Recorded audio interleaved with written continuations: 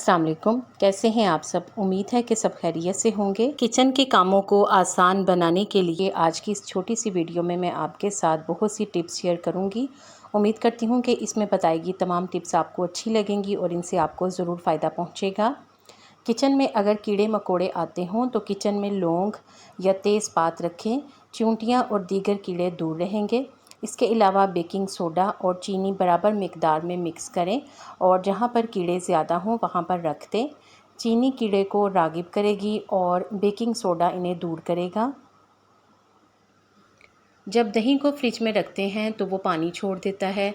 इस मसले के हल के लिए एक छोटी सी टिप है कि जब दही को फेंटें तो फेंटने से पहले इसमें एक चुटकी नमक डाल दें। दही देर तक गाढ़ा रहेगा। दाल जल्द गलाने का तरीका। अगर आप दाल को उबाल कर पका रहे हैं तो दाल में उबालते हुए थोड़ी सी हल्दी और तेल डाल दें। दाल जल्दी गल जाएगी। किचन के फ़र्श को चमकाने के लिए पानी में थोड़ा सा सिरका डालकर फ़र्श साफ़ करें तो इसमें चमक आ जाएगी और इसके अलावा अगर कोई चिकनाई वगैरह होगी तो वो भी ख़त्म हो जाएगी। खीर में खुशबू के लिए आखिर में चंद कतरे केवड़ा एसेंस या गुलाब का अर्क शामिल करें। फ्राई पैन से चिकनाई साफ़ करने के लिए थोड़ा सा नमक और सिरका डालकर रगड़ें। चिकनाई आसानी से निकल जाएगी। रसमलाई या रबड़ी गाढ़ी करनी हो तो इनको गाढ़ा बनाने के लिए दूध में थोड़ा सा कॉर्नफ्लावर मिक्स करके पकाएं। रबड़ी जल्दी तैयार हो जाएगी। किचन में बदबू दूर करने के लिए एक प्याले में बेकिंग सोडा रख दें। ये बदबू को जज़्ब कर लेता है। बर्तनों से बदबू दूर करना। बर्तन चाहे स्टील के हों या प्लास्टिक के हों, इनसे बदबू को ख़त्म करने के लिए इनमें कुछ देर के लिए सिरका डालकर रखें तो बर्तनों से आने वाली बदबू दूर हो जाएगी। पानी की बोतलों में से आने वाली बदबू को भी इसी तरीके से दूर किया जा सकता है। कटिंग बोर्ड से बदबू ख़त्म करने के लिए लीमू से रगड़ें और फिर नमक छिड़क कर कुछ देर के लिए छोड़ दें, बाद में धो लें। फलों के छिलके ज़ाया ना करें। माल्टे, लीमू या किन्नू के छिलकों को खुश्क करके पाउडर बना लें। ये फ्रिज की सफाई के लिए या फिर फेस पैक बनाने में इस्तेमाल हो सकता है। सालन में नमक ज़्यादा हो जाए तो एक चम्मच दही या क्रीम डालकर हिलाएं। नमक कम महसूस होगा। पकोड़ों को खस्ता बनाने के लिए बेसन में अगर थोड़ा सा कॉर्नफ्लावर मिला लें तो इससे पकोड़े खस्ता बनेंगे। चिकन बिरयानी खुशबूदार बनाने के लिए दम देते वक्त थोड़ा सा ज़ाफ़रान दूध में भिगोकर चावलों पर छिड़क दें या फिर पान का पत्ता रख दें। गोश्त को सिरके या लीमू के पानी से धोने से बू कम होगी।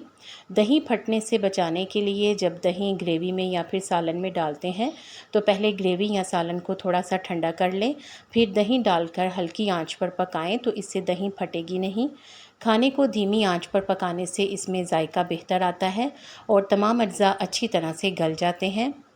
खाना बनाते वक्त हरा धनिया, पुदीना और हरी मिर्च को हमेशा आखिर में डालें ताकि इनकी खुशबू बरकरार रहे और जायका भी बेहतरीन हो। अगर सालन का जायका फीका लगे तो आखिर में थोड़ा सा भुना हुआ ज़ीरा, लीमू का रस या फिर हरा धनिया डालने से जायका बेहतर हो जाता है। बर्तनों, चूल्हे या दीवारों पर जमी चिकनाई को साफ़ करने के लिए सिरका और पानी को बराबर मिकदार में मिलाकर स्प्रे करें। चंद मिनट बाद साफ़ कपड़े से पोंछ लें। किचन कैबिनेट्स में बदबू हो तो लीमू का रस और बेकिंग सोडा मिलाकर एक पेस्ट बना लें और फिर लगाकर साफ़ करें तो इनमें ताज़गी आ जाएगी।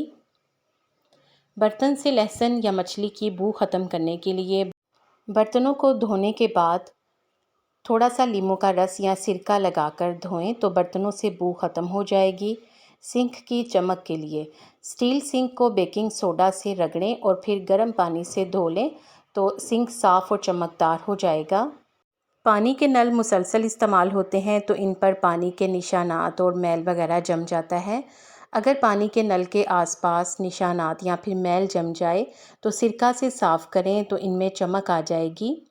चूल्हे के करीब की दीवार पर अगर चिकनाई जम जाए तो डिश वॉशिंग लिक्विड और गर्म पानी में कपड़ा भिगोकर साफ़ करें।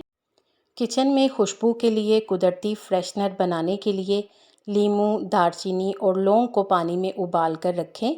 किचन में कुदरती खुशबू फैल जाएगी। क्रीमी दही या रायता बनाने के लिए दही को ब्लेंडर में चंद सेकंड के लिए चला लें। इससे रायता नरम और हवादार बनेगा। यानी काफ़ी फ्लफ़ी होगा। दाल का जायका बढ़ाने के लिए दाल में आखिर में नींबू का रस और हरा धनिया डालें। जायका दुबाला हो जाएगा। नींबू या टमाटर नरम हो गए हों तो गर्म पानी में चंद मिनट के लिए रखें, ताज़ा लगने लगेंगे।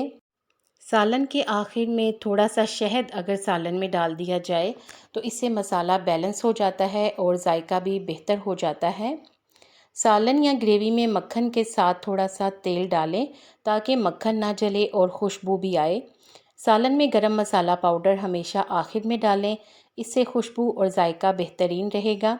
शुरू में डालने से मसाला जल जाएगा। इसके अलावा हंडिया या फिर सालन का कलर जो है वो भी ब्लैक हो सकता है। खमीर आटा सही करने का तरीका। गर्मी की वजह से और बरसात के मौसम में आटा बहुत जल्द खमीर हो जाता है। ऐसे में 1 किलो आटे में 1 बड़ा चम्मच मीठा सोडा मिला दें। थोड़ी देर के बाद रोटियां पका लें।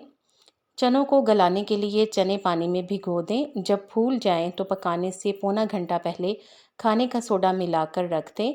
फिर इनको धोकर पकाएं तो चने खूब गल जाएंगे। चुकंदर की रंगत और जायका बरकरार रखने के लिए इसे सिर्फ 15 मिनट तक भाप में पकाएं।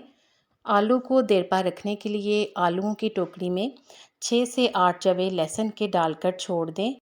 इससे आलू हरगिज़ ख़राब भी नहीं होंगे और इसके साथ साथ इनकी अफादियत पर भी कोई असर नहीं पड़ेगा।